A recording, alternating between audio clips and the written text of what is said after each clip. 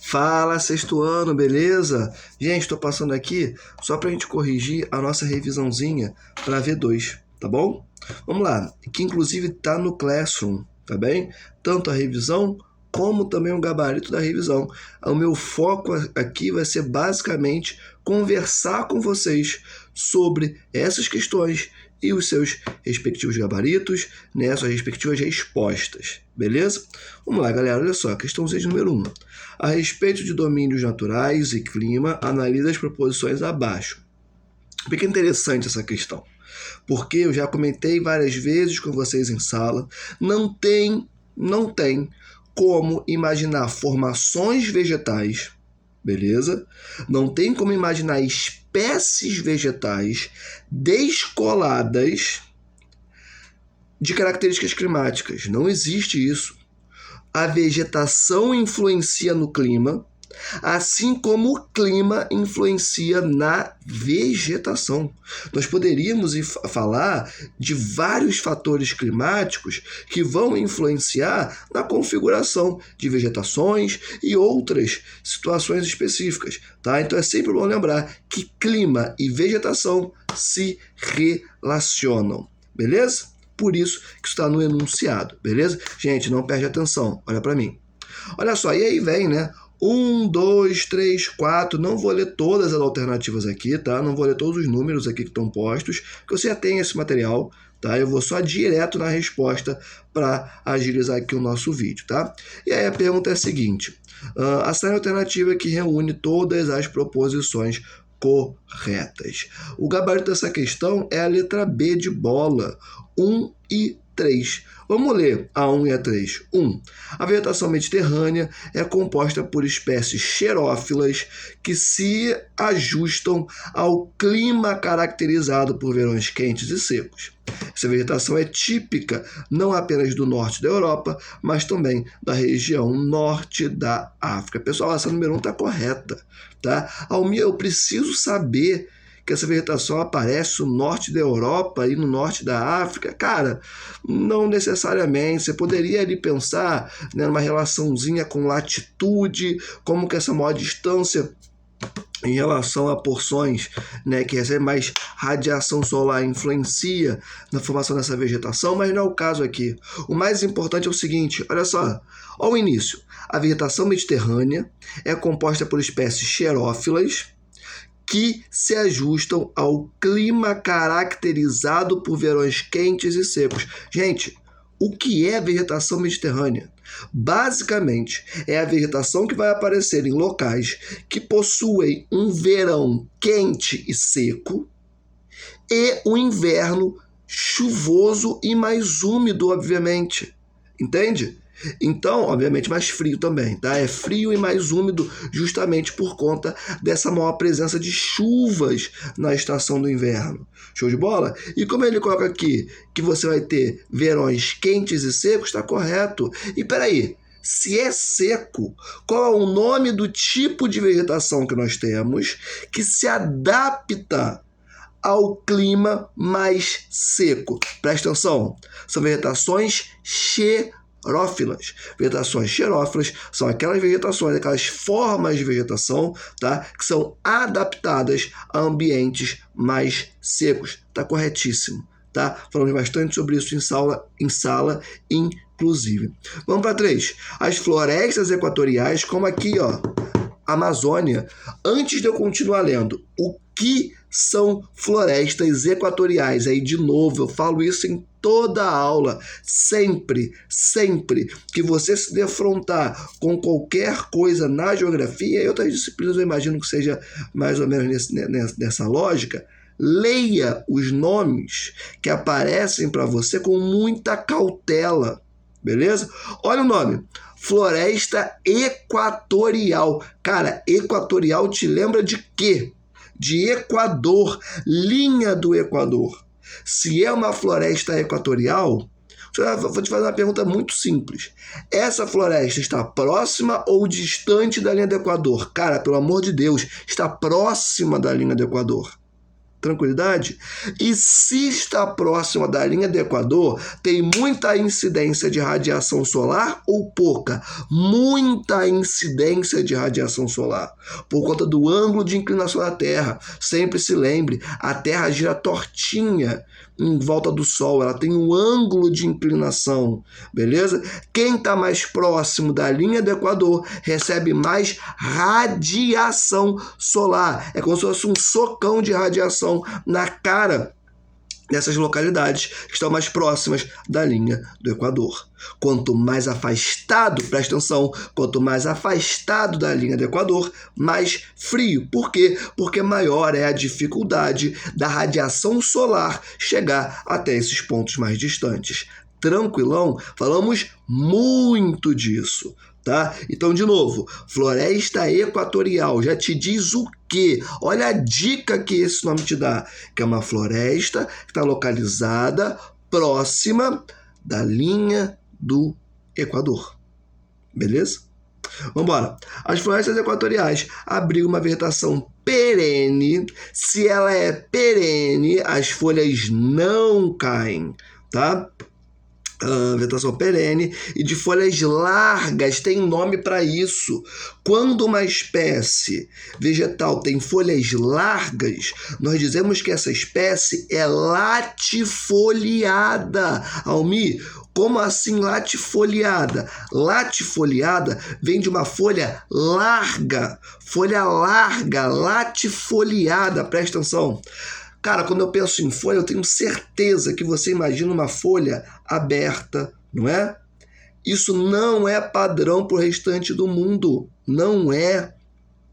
Porque uma folha larga, de uma espécie latifoliada, ela desenvolve muita evapotranspiração, ou seja, ela joga a umidade de dentro dessa espécie vegetal para a atmosfera. Beleza? O que vai levar à formação de várias massas de ar. Presta atenção. Só que se a espécie vegetal está em um ambiente mais frio, ambientes mais secos, que a disponibilidade, a quantidade de umidade não é tão grande assim, essa folha não pode ser larga, ela tem que ser mais fechadinha. Por quê? Para reter a umidade ali dentro, para impedir que ocorra a evapotranspiração.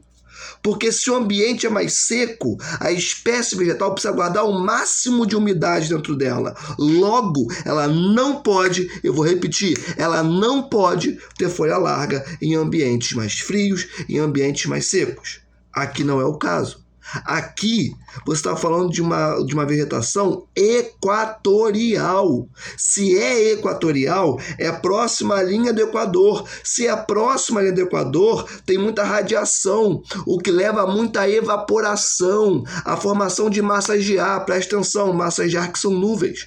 Se tem muita massa de ar, muita chuva. Se tem muita chuva, muita umidade. Então a folha não tem problema nenhum com isso. Ela pode ser o quão larga ela puder, porque no final do dia, ou durante o próprio dia, inclusive, ela já vai repor a umidade que ela perde, entre aspas, jogando para a atmosfera. Eu vou repetir, para não ficar confuso. Presta atenção.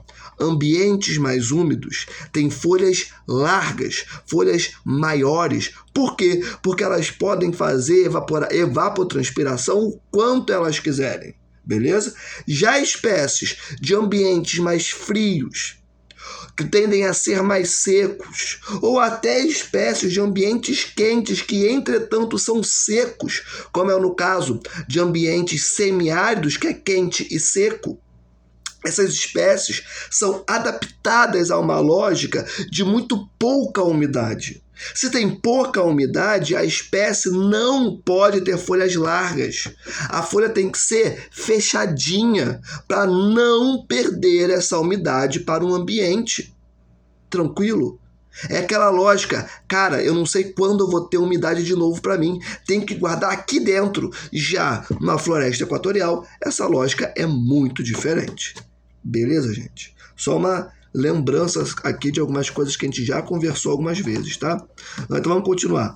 As florestas equatoriais abrigam uma vegetação perene de folhas largas, já falamos sobre isso, que se adapta ao clima de elevadas temperaturas e umidade. Acabei de falar sobre isso. Uma espécie latifoliada, ela é adaptada ao ambiente quente, afinal de contas está próxima da linha do Equador, recebe um socão de radiação do Sol, tá? E se tem muito calor, tem muita evaporação, muita evapotranspiração. Então é um ambiente úmido pra caramba, tá? Apresentando pouca variação térmica ao longo do ano. Almir, como assim variação térmica? Já falei muito isso com vocês em sala. Nós podemos chamar isso também de amplitude térmica. Como assim? Olha só, acompanha o raciocínio e presta atenção, vem comigo. Olha só, em ambientes que tem pouca água, pouca disponibilidade de água, tem pouca umidade, a diferença entre as maiores temperaturas e as menores temperaturas é maior. Almir, por quê? Porque a água é o maior regulador térmico que existe no planeta. Se o ambiente é seco pra caramba, a temperatura de dia será muito diferente da temperatura de noite. Exemplo, local, um deserto. Durante o dia ele pode marcar 40 graus. E à noite pode marcar 0, -5. Percebem a distância que existe de uma temperatura para outra? Por que isso acontece? Porque tem menos água. É um ambiente com muito pouca ou nenhuma umidade. Agora, em um ambiente como esse que nós estamos tratando, de floresta equatorial, que é úmido pra caramba, cara, não tem esse problema com grande variação de temperaturas. Não tem muita água. Se tem muita água, vai ter uma grande regulação daquela temperatura. Então, de dia faz, sei lá, 40 e à noite faz 35. Percebem a diferença? Como ela é muito menor do que de um ambiente semiárido, por exemplo? É isso. A água é o maior regulador térmico que nós temos no mundo. Se tem muita água, a variação de temperaturas é menor. Se tem pouca água, a variação de temperaturas é maior. De novo, presta atenção. Qual o nome que nós damos, um outro nome que nós damos para a variação de temperatura? Amplitude térmica. Tranquilidade? Vem. Então tá tudo certo. Essa número 3 é bem direta e reta. Todos esses elementos que foram postos aqui na 3, você já sabe, a gente já conversou em sala várias vezes, tá? Então a 3 de ponta a ponta, certíssima. Beleza, gente? Número 1, letra B, por conta desses elementos que eu acabei de falar para vocês, tá? Vamos lá. Questãozinha de número 2, fala o seguinte. A grande pluralidade de espécies vegetais localizadas em florestas tropicais se deve a... Cara, o gabarito dessa número 2 é a letra D de dado. Vamos ver o que diz essa letra D. Diz o seguinte, ó. Maior incidência de luz solar e umidade, bem como menor variação climática. Cara, já falamos sobre isso de novo, tá? Se tem maior incidência de luz solar, ou seja, de radiação solar, você terá mais formação de massas de ar. O que são massas de ar? Cara, são nuvens. Se tem muita nuvem sendo formada, muita massa de ar, cara, vai ter chuva, precipitação. Almir, o que uma coisa tem a ver com a outra? Vou só te lembrar, tá? Um conteúdo que a gente já viu em sala, você já viu em anos anteriores, já viu, inclusive, possivelmente na disciplina de ciências, tá? Como que esse fenômeno se desenvolve? Cara, muita radiação solar, muita geração de calor. Com esse calor, a água presente nos corpos hídricos, eu estou falando de rios, lagos, mares, vai evaporar, vai trocar de estado físico, do líquido para o gasoso. Tanto que a gente chama de vapor d'água, vapor de água. Beleza? E aí, esse vapor d'água começa a se acumular junto de outros vapores d'água na atmosfera, o que vai levar à formação de nuvens, até que tranquilo, que nós chamamos de massas de ar. Show de bola, né? A lógica é a seguinte, e aí percebam como os conteúdos vão se encontrando, né? Conforme mais umidade vai entrando nessas nuvens, vai entrando nessas massas de ar, elas vão ganhando altitude. E quanto mais alto na atmosfera, menor é a temperatura, ou seja, mais frio. E aí lembra daquilo que a gente já conversou? Presta atenção. Massa de ar frio tem dificuldade de transportar vapor d'água. Ora, a massa de ar não é formada de vapor d'água? Não só, tá? Mas vamos focar mais nisso. Ela não é formada de vapor d'água? Ué, se essa massa de ar foi resfriada porque alcançou altitudes maiores na atmosfera, cara, ela não vai conseguir segurar toda essa umidade. Ela não vai conseguir transportar toda essa umidade. Qual será o produto disso? Precipitação, chuva. Tranquilo. Assim, já conversamos sobre isso, já sabem disso bastante, né? Então, maior incidência de luz solar e umidade, por conta de tudo isso que a gente conversou, tá? Bem como menor variação climática, que é o que eu falei anteriormente. Se tem muita umidade, tem pouca variação de temperaturas, logo, né? Em conta com tudo isso que a gente conversou. Show de bola? Então, 2 foi 3. Os moradores de... Não vou falar esse nome, tá? Não consigo pronunciar esse nome aqui, que é estrangeiro, tá? Os moradores de 3 pontinhos passaram 2 meses quase totalmente na escuridão. Os habitantes desta pequena cidade do Alasca, Alasca, já começa a localizar mais ou menos geograficamente na sua cabeça, já começa a ter mais ou menos uma ideia da latitude desse lugar em que nós estamos falando, tá? Todas essas percepções são fundamentais para a construção do olhar geográfico. É tu ouvir um nome e é tipo assim, putz, isso aqui está mais ou menos nessa parte do globo. Se nessa parte do globo, a latitude, aí dependendo do lugar que a gente está conversando, é maior ou menor. Se a latitude é maior, mais ou menos essas características climáticas. Se é menor, mais ou menos essas características. Esse pensamento rápido é importantíssimo, tá? Para entender a geografia do seu planeta. Vamos continuar. Os habitantes dessa pequena cidade do Alasca, o estado dos Estados Unidos, mais ao norte, já estão acostumados a longas noites sem ver a luz do dia. Em 18 de novembro de 2018, seus pouco mais de 4 mil habitantes viram o último pôr do sol do ano. A oportunidade seguinte para ver a luz do sol ocorreu no dia 23 de janeiro de 2019, às 13 horas e 4 minutos, horário local. Aí vem aqui a referência, matéria da BBC.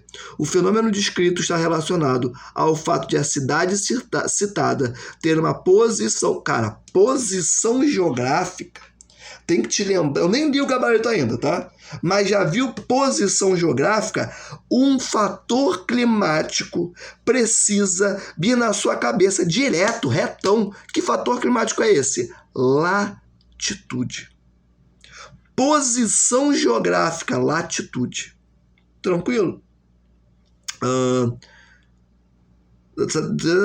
Vou ler de novo que eu me perdi. O fenômeno descrito está relacionado ao fato de a cidade citada ter uma posição geográfica condicionada pela, letra D de dado, latitude. Cara, olha só. Por quê que essa cidade ficou um tempão sem ver a luz do sol? Lembra que eu acabei de dizer que o seu planeta... Tô com o nome no pescoço, tá, gente? Por isso que eu tô fazendo isso. Que o seu planeta tem um ângulo de inclinação, que ele gira tortinho em volta do sol. O que isso significa? Já falei pra caramba sobre isso. Quanto mais próximo da linha do Equador, maior será a incidência de radiação sobre esses pontos. É como se fosse um socão de radiação na cara dos locais que estão próximos da linha do Equador. Agora, Se o local está distante da linha do Equador, a radiação solar tem mais dificuldade, e a palavra é essa mesmo. Tem dificuldade de alcançar pontos mais distantes do Equador. Tem que se dobrar pra caramba para chegar até ali. Gente, você está falando do Alasca, que está longe pra caramba da linha do Equador. Está ao norte dos Estados Unidos. Já tem que vir na tua cabeça direto, que é um ambiente que tem mais dificuldade, presta atenção, de receber radiação solar. Para a radiação chegar lá, é um BO, cara, é difícil pra caramba, tá? Então, é literalmente isso. Durante muitos dias, a galera que mora lá fica sem ver a luz do sol, sem ver o dia. Por quê? Porque para a radiação chegar até ali, é muito difícil. Basicamente, está falando de um período deles de inverno, né? Se podemos chamar assim, né? Porque lá é muito frio o ano inteiro. Show de bola? A gente está falando aqui no texto do período em que a parte do globo onde está localizado o Alasca está virado em relação ao Sol. Não recebe tanta radiação solar. Agora, quando começa a receber essa radiação solar, aí já no período que a gente poderia colocar assim como verão deles, que é quando a parte do globo onde eles estão localizados está mais virado para o Sol, logo recebendo com mais facilidade essa radiação. O que não significa que vai ser um verão de 40, 35 graus, mas ainda assim faz mais calor do que o período mais frio, né? Que não está mais virado para o Sol. Tranquilidade. E é óbvio que eu estou falando de latitude. Latitude, basicamente, é a distância de qualquer ponto que está localizado sobre o espaço geográfico em relação à linha do Equador. Que lembra, presta atenção, é o paralelo principal. Tranquilidade. De boa. Então, cara, essa questão 3, eu falei pra caramba, só para recapitular algumas coisas, tá? Trazer alguns elementos importantes para sua V2, para sua vida, tá? Mas, cara, muito de boa, tá? Muito fácil essa 3. 4. A série alternativa que completa corretamente a lacuna do texto abaixo. Também conhecida como floresta pluvial tropical. Pluvial é de chuva, tá? Pluviosidade é de chuva também, tá? A pontinho, pontinho, pontinho é um dos biomas mais importantes à preservação da biodiversidade brasileira e mundial, mas é o mais ameaçado, restando atualmente apenas de sua área original. Que chegava a cobrir uma área de 1 milhão de quilômetros quadrados. Acho que faltou uma informaçãozinha ali, né? Mas tudo bem. Que bioma é esse que completa, né, esse espaçozinho em branco? Cara, muito tranquilo, tá? Exatamente. Tá falando da floresta amazônica. Eu me embaranei aqui um pouquinho, que eu tô com 2 telas, tá? E aí a segunda tela tá em outra questão aqui, e aí eu me perdi um pouco a atenção. Mas voltei, tá? Vamos lá. Almir, por que essa questão é a floresta amazônica, letra A? Bom, basicamente pelo seguinte, olha o que essa questão está falando. Ela está falando que é um dos biomas mais importantes. A preservação da biodiversidade brasileira e mundial. Olha só, se alguém fala de um bioma que tem importância a nível global, é direto e reto a Amazônia. Beleza? Cara, a Amazônia tem uma das maiores bacias hidrográficas do mundo, para não dizer a maior. Tem ali um debate, tá? Se é a maior do mundo, eu considero como sendo, alguns geógrafos também, mas enfim, tá? Uma das maiores bacias hidrográficas do mundo, show de bola, que gera por si só pela bacia hidrográfica e os rios que a compõem, já gera uma umidade absurda. Só que, para além disso, a floresta amazônica tem uma diversidade de espécies vegetais, árvores, plantas, gigantesca também. E, cara, isso para não falar do lençol freático, dos aquíferos, que são águas que estão guardadas lá embaixo no solo, foram represadas ao longo de anos e anos e anos pela própria natureza. Então a Amazônia, ela gera uma evaporação, uma evapotranspiração absurda. Ela tem um nível de umidade lá em cima da própria floresta gigante. Nós chamamos essa umidade, né, presente na Amazônia, né, que vai gerar uma massa de ar muito importante, que se chama massa equatorial continental, para os íntimos, MEC. Presta atenção. Essa massa de ar, ela tem tanta umidade ali dentro, mas tanta umidade, que ela tem um nome também, assim, que a gente fala mais usualmente. São os rios voadores. Ei, presta atenção, rios voadores. Por que, Almir? Porque, cara, a umidade dentro dessa massa de ar é tão grande, tão grande, tão grande, que alguns estudiosos apontam que ela tem um nível de umidade semelhante ou igual ao que nós presenciamos na própria floresta amazônica, lá em cima, como nuvem, como massa de ar. E essa massa de ar vai influenciar os climas de todo o seu país. E eu vou além. Não só vai influenciar o Brasil, vai influenciar o mundo. Por isso que o tema preservação da Amazônia é um tema que é debatido no mundo inteiro. Não é porque o pessoal é fã da Amazônia, de carteirinha. É porque a umidade gerada nessa floresta, que é a maior floresta equatorial do planeta Terra, influencia os climas de vários lugares no seu mundo, tá? Então, cara, é isso. Ele já começou dizendo que é uma floresta pluvial tropical, só faltou falar que ela era perene, caía para marcar, heterogênea, direto à Amazônia, tá? Mas tudo bem, teve esse iniciozinho. A pontinho é um dos biomas mais importantes à preservação da biodiversidade brasileira e mundial. Tu nem precisa continuar lendo. É Amazônia e ponto, tá? É isso, uma importância gigantesca. A Amazônia tem uma importância absurda de grande, beleza? E é basicamente isso, tá? E no finalzinho ele coloca ali uma extensão territorial gigantesca, que também é característica da Amazônia. Tranquilidade, gente? Olha só, estamos com 27 minutos, basicamente, de vídeo. Eu vou cortar aqui, tá? Vou gravar uma parte 2 pra gente falar do restante. Aí eu vou tentar ser um pouquinho mais rápido, tá? Então, até a parte 2, gente. Valeu!